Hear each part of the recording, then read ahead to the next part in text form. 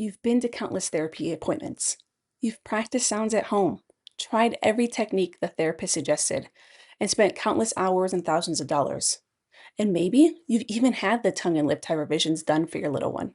Yet your child is still struggling to communicate. They're still plateauing, and they're still frustrated.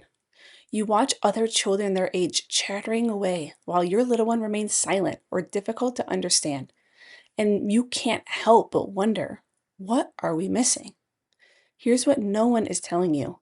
Nearly 1 in 12 US children ages 3 to 7 years old have experienced a voice, speech, language, or swallowing disorder, and the vast majority are receiving the same traditional approaches that focus on the output, the speech muscles, and the sounds. But what they're missing is the input and coordination in the brain and sensory nervous system. The real problem isn't that your child still needs more speech drills or muscle exercises to fix the output. The problem is that the stress and interference are within their nervous system, and it's disrupting the very foundation of how speech develops and functions. Speech delays and other communication challenges are most often an input and processing problem, way more than they are typically an output or an expression problem, which is why traditional speech therapy and other classic interventions alone may not be enough for your child to get the results that you're wanting so badly for them. We're diving deep into the 3-step neurological process of speech development, and we're also revealing how subluxation, nervous system dysfunction, and vagus nerve interference create the perfect storm for speech delays. You're going to discover why addressing these root causes through neurologically focused care can actually unlock breakthrough progress that traditional therapy often can't do on its own. Let me tell you about Cohen, whose transformation perfectly illustrates what we're talking about.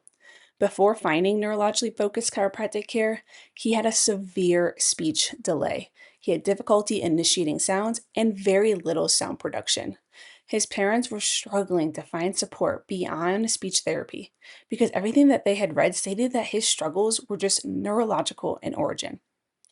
There must be some way to stimulate his nervous system, we kept asking ourselves. And that's what his parents said.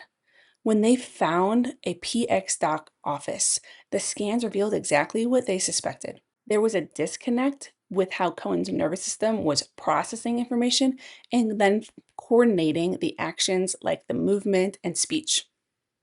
His parents said that looking through his scans and talking with the doctors, it all made sense as to why he was struggling and why progress had been so slow. But then came the breakthrough. About 2 months into neurologically focused care, he started producing way more sounds than before. He began initiating sounds and words all on his own without prompting from others. And lately, he has just been talking away. Today, Cohen has gained about 3 years of progress in just 3 months and is finishing speech services, having met all the goals in record time. So let's start with breaking down how speech actually works from the neurological perspective. Speech production is a complex, sequential 3-step process that most people don't understand. First, sensory and auditory signals are received by the brain, which is the input. The brain then has to process and integrate the information, which we say integration. And finally, the brain has to send the coordinated signals to the speech muscles, which is then the output. So while most people assume speech delays stem from muscle problems in the output stage, the real issues typically occur upstream in the brain and nervous system's input and integration phases. When subluxation and nervous system dysfunction interfere with these early stages, no amount of muscle exercises or even speech drills can fully compensate for the neurological breakdown happening in the brain. So to understand subluxation and its impact on speech development, let's talk about what subluxation is. And it's a misalignment, reduced range of motion, and neurological interference within the nervous system that disrupts the brain-body communication pathways.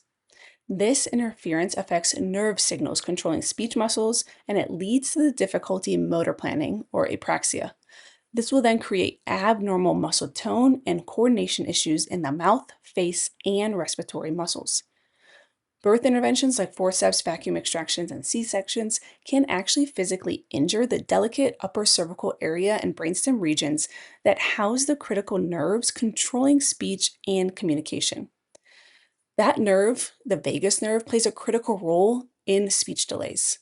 The vagus nerve controls the vocal cords through its recurrent laryngeal branch, and dysfunction with that nerve leads to problems with vocalization, pitch, volume, and speech clarity. Proper speech production requires precise coordination of breathing and swallowing, both which are directly influenced by that vagus nerve.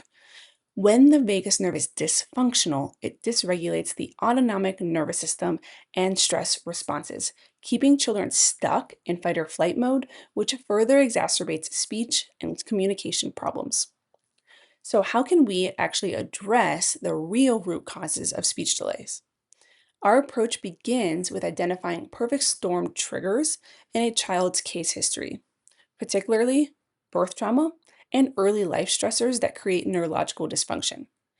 We then will use advanced insight scanning technology, and these scans allow us to precisely locate and measure subluxation and nervous system dysfunction that conventional providers cannot detect.